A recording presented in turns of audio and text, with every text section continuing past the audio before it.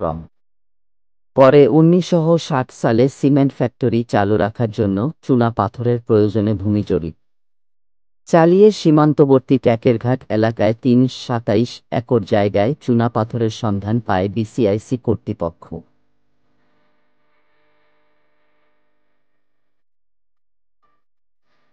পরবর্তী সময়ে ১৯৬৬ সালে খনিজ পাথর প্রকল্পটি মাইনিংয়ের মাধ্যমে দীর্ঘদিন পাথর উত্তোলন করা হয়। ১৯৯৬ সালে এই প্রকল্পটি একটি লোকসানি প্রতিষ্ঠান হিসেবে দেখিয়ে সংশ্লিষ্ট কর্তৃপক্ষ কোয়ারি থেকে চুনাপাথর উত্তোলন বন্ধ করে দেয়।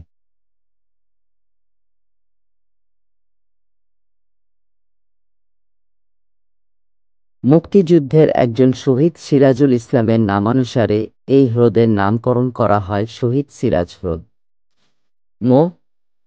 সিরাজুল ইসলাম ১৯৫২ সালে কিশোরগঞ্জ জেলার ইকনা উপজেলার ফিলোনি গ্রামে জন্মগ্রহণ করেন।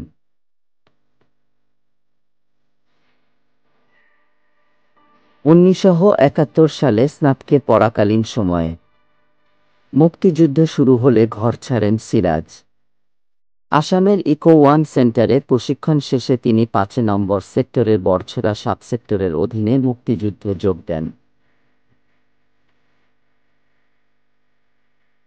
১৯৭১ সালের ৭ই আগস্ট সুনামগঞ্জের সাচনা বাজার এবং জামালগঞ্জ থানা থেকে পাকিস্তানিদের বিতাড়িত করার লক্ষ্যে আক্রমণ চালায় একদল মুক্তিযোদ্ধা।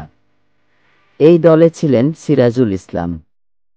পাকিস্তানি সেনারা তাদের উপস্থিতি টের পেয়ে ব্যাপক গুলি শুরু করে। আকস্মিক এ ঘটনায় মুক্তিযোদ্ধারা কিছুটা হকচকিত। তারাও পাল্টা আক্রমণ শুরু করলেন।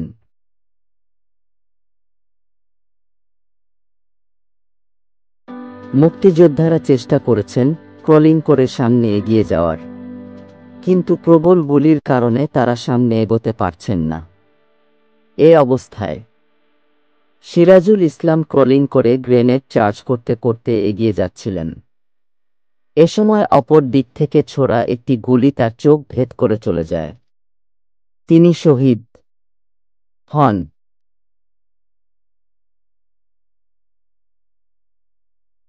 সিরাজের জীবনের বিনিময়ে সেদিন সাচনা বাজার এবং জামালগঞ্জ পাকিস্তানি মুক্ত হয়েছিল। স্বাধীনতার পর শহীদ সিরাজকে বীরবিক্রম উপাধিতে ভূষিত করে বাংলাদেশ সরকার। মুক্তিযুদ্ধকালীন সময়ে এই সাবসেক্টরে শহীদ মুক্তিযোদ্ধাদের সমাহিত করা হয়।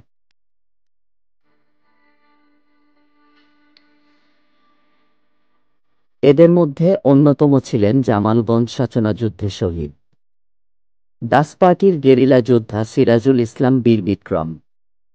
তার স্মৃতিতে এই হ্রদের নামকরণ করা হয় শহীদ সিরাজ হ্রদ।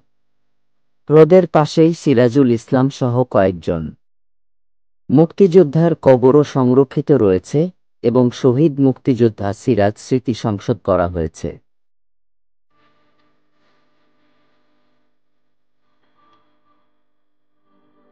নীলাদ্রি লেক খ্যাত পর্যটন স্থানটি চুনাপাথরের পরিত্যক্ত খনির লাইমস্টোন লেক।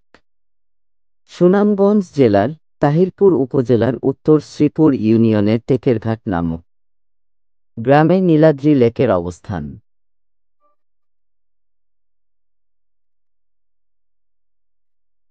এই লেকের প্রকৃত নাম শহীদ সিরাজ লেক, কিন্তু ভ্রমণ কমিউনিটিতে এই লেক নীলাদ্রি নামেই অধিক পরিচিত। অবশ্য স্থানীয় লোকজন একে টেকেরঘাট পাথর কোয়ারি নামে চেনে।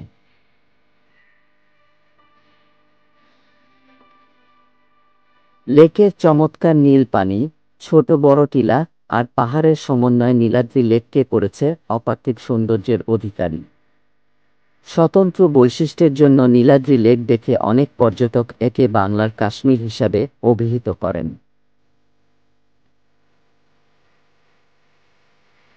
নীলাদ্রি লেক কিভাবে যাবেন? ঢাকা থেকে 2 রুটে নীলাদ্রি লেক দেখতে যেতে পারেন। নিজের সুবিধা মতো যে কোন রুটে নীলাদ্রি লেকে যেতে পারেন। রুট প্ল্যান 1, প্রতিদিন ঢাকার সায়েদাবাদ বাসস্ট্যান্ড থেকে মামুন ও শ্যামলী পরিবহনের বাস সরাসরি সুনাম